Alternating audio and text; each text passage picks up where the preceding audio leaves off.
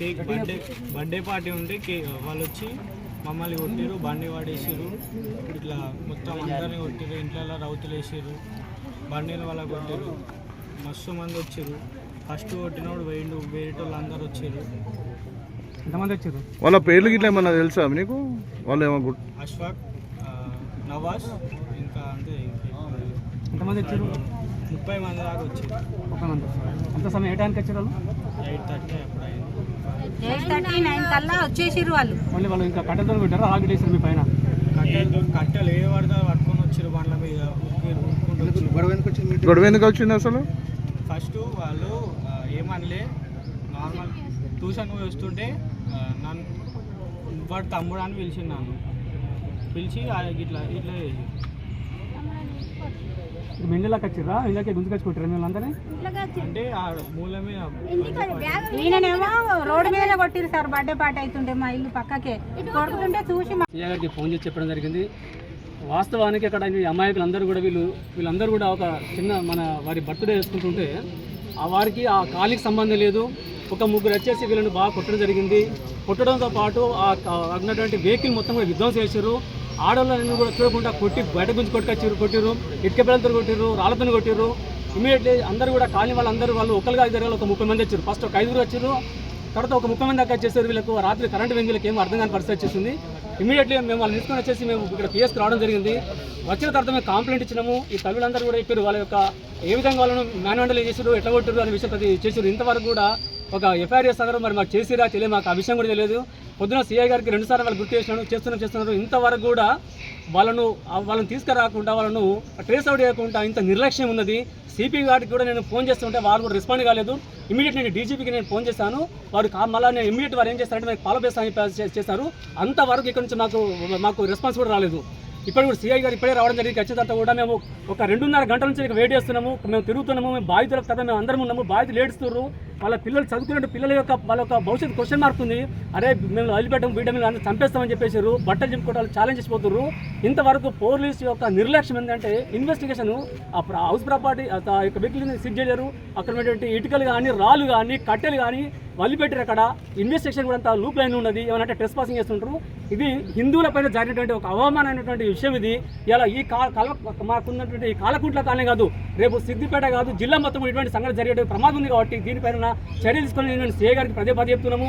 మేము చెప్తుంటే వాళ్ళని మేము ఆర్గ్యుమెంట్ అవుతుంది, మేము బదిలాడుతున్నాము. కానీ వాళ్ళ డ్యూటీ చేయమంటే వాళ్ళు డ్యూటీ చేయలేకపోతున్నారు. అని అంటే ఎస్ఎస్ ఎగ్జామ్ ఉన్నది, ఈ ఎగ్జామ్ ఉన్నది, నాకు బందోబస్తు పోలీసులు లేరు. ఇది కాదు కరెక్ట్. బాధితుడికి సత్వర న్యాయం చేయాలి.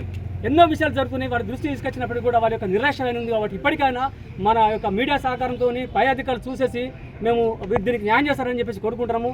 ఈ తల్లులందరూ కూడా వాళ్ళకున్నటువంటి కొడుకులు వాళ్ళ యొక్క ఎడ్యుకేషన్ ఉన్నది. ఏ టైంలో వాళ్ళు ఎటుపోతారో వాళ్ళు తెలియదు. కాబట్టి వాళ్ళ పిల్లలను మనం చంపేటువంటి భయం అలవాటు ఉంది. కాబట్టి అట్లీస్ట్ వాళ్ళని తీసుకొచ్చి ఇక్కడ కూర్చుని పెట్టి రిమైండ్ చేసి అటువంటి ఒక ప్రొసీజర్ లేదు ఇంతవరకు కూడా.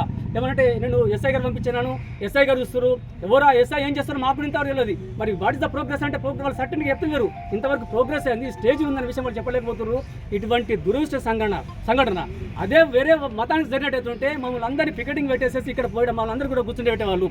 ఇటువంటి నిర్లక్ష్య వైఖరి మరి వారికి ఆ రేవంత్ రెడ్డి చేస్తుర్రా, ఇక్కడ నుండి కాంగ్రెస్ నాయకులు చేస్తుర్రా, ఇంకా వేరే వాళ్ళు చేస్తున్నారు మాకు అర్థమవుతుంది. కానీ మా యొక్క హిందువుల పైన ఇవి పర్యవసానాలు మాకు బాగా ఇబ్బంది రకమైన పరిస్థితి. కాబట్టి దయచేసి ఇప్పటికైనా పోలీస్ యంత్రాంగము చురుక చేసేసుకొని ఆ కల్పిట్స్ ఆ నిందితులను వాళ్ళని ట్రేస్ అవుట్ చేసి కఠినమైన శిక్షలు వాళ్ళకి వేయాలని కోరుకుంటున్నాము. ఈ స్త్రీల పైన జరిగినటువంటి వాళ్ళ మీద కేసు పెట్టలేరు. ఎందుకంటే వాళ్ళకు సెక్సువల్ అసల్ట్ కావచ్చు, మనకు ఫిజికల్ అసల్టేషన్ కావచ్చు, జరిగిన ఎవరి వాళ్ళ మీద ఫిజికల్ అసల్ట్ అయినప్పుడు కంపల్సరీ 354 మనం తీసుకుంటారు. మనము ఏమని అంటే నేను 447 trespassing, what is the it is the relevance sections are there. మేము ఇంత రిక్వెస్ట్ చేసినప్పటికీ కూడా నిమ్మకు నీరెత్తున్నట్టున్నది పోలీస్ డిపార్ట్మెంట్. కాబట్టి ఇకనైనా ఈ విషయాన్ని మనకు వీళ్ళందరికీ, మా హిందువులందరికీ న్యాయం చేస్తారని చెప్పేసి మీడియా ద్వారా మేము కోరుకుంటున్నాం. ఇంటి ముంగట ఒక బాబుది బర్త్డే అవుతుంటే బర్త్డే పార్టీ చేసుకుంటారు ఫ్రెండ్స్ అంతా కలిసి. ఇగో ఈ బాబు దగ్గరికి ఒక 4-5 ముస్లిం వాళ్ళు వచ్చి ఈ బాబును కొడుతుర్రు.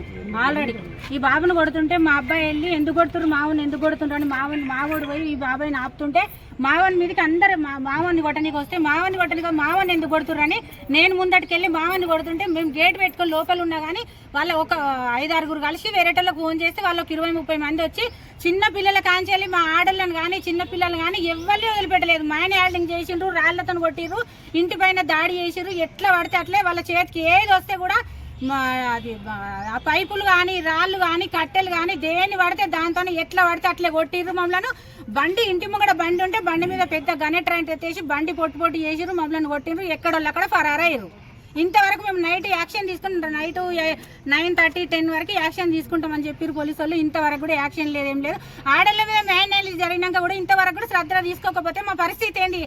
ఇవాళ ఇది అయింది, రేపు ఇంకోటి ఇది అవుతుంది. మా పిల్లలు రేపు కాలేజీ పోతారు, వస్తుంటారు, చేస్తుంటారు, ఒక్కలే వెళ్తారు. రేపు పరిస్థితి ఇంటికి వచ్చేదాకా మా పిల్లలంటారు మేము ఎట్లా భయంగా మేము ఎట్లా ఉంటాం, ఎట్లా చేస్తాం? మాకు దీనికి ఏదో మాకు చూపెట్టాలని మేము అన్నవించుకుంటున్నాం. ఏరియాకు మేము పోం సార్, మా ఇంటి మీదకి వచ్చి వాళ్ళు మ్యాన్యువలింగ్ చేసారు, మా ఇంటి మీదకి వచ్చారు వాళ్ళు మా ఇట్లా డివైడ్ ఉంటారు, టెంపుల్స్ ఉన్నాయి ఆడ, టెంపుల్కి అవతల వాళ్ళ ముస్లిం ఏరియా, టెంపుల్ అవతల వాళ్ళు ఉంటారు, టెంపుల్ ఇతలకి చాలా దూరం మా ఇండ్లు ఉంటాయి సార్. మా ఇంటి మీదకి వచ్చి దాడి చేసిరు, రాత్రి 8-10 కల్లా దాడి చేసిరు మొత్తం మా ఇంటి పైన. ఏం పగలు లేవు సార్. మా పిల్లలు బయటకు వెళ్ళేటోళ్ళు, వాళ్ళు కాలేజీకి పోతారా ఇంట్లోనే ఉంటారా, బయటకు వెళ్ళేటోళ్ళు కాదు. కావాలంటే మేము ఇక్కడనే ఉంటాం, మా గలీలో పోయి మీరు ఎంక్వైరీ చేసుకొచ్చుకోరు సార్. మా పిల్లలు ఎటువంటి వాళ్ళు, ఎట్లా ఏంటి ఏమో మీకు వాళ్ళే చెప్తారు. బయట రోడ్డు మీదకి ఎక్కి 4 కూర్చొని మాట్లాడేటోళ్ళు కూడా కాదు మా కొడుకులు, మా అబ్బాయిలు ఎవరైనా సరే.